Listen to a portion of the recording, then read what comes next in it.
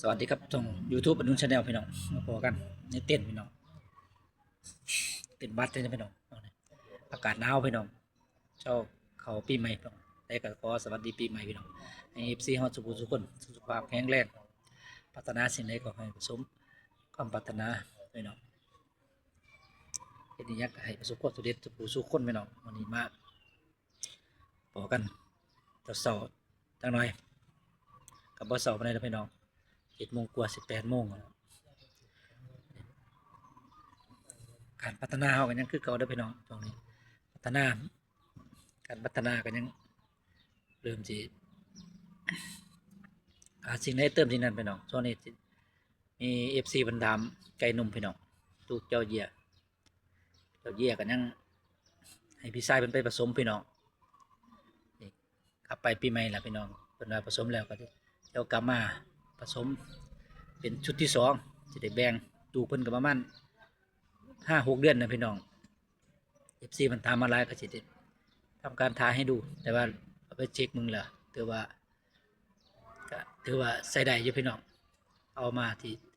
ต่างอำเภอพี่น้องเอามาเช็คแล้วเอาไปเช็คมึงแล้วจะไปถือลูกก็อยู่พี่น้องเราก็อยู่เนี่ยเครื่องชนกับลูกผสมเจอลูกผสมพี่น้องมันก็เลยอันนี้เฮาก็เลยบ่เคยเจอลูกผสมพี่น้อง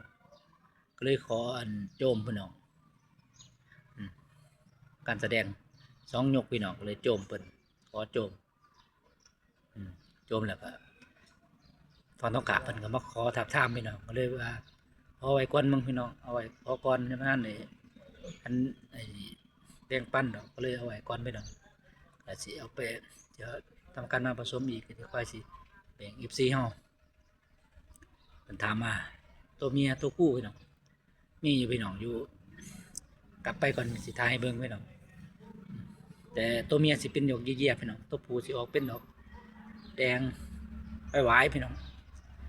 เดี๋ยวสิทายให้เบิ่งให้ FC เฮาเบิ่งพี่น้องคิดว่าหายากได้พี่น้องพ่อพันธุ์พ่อไก่ที่ให้ลูกดี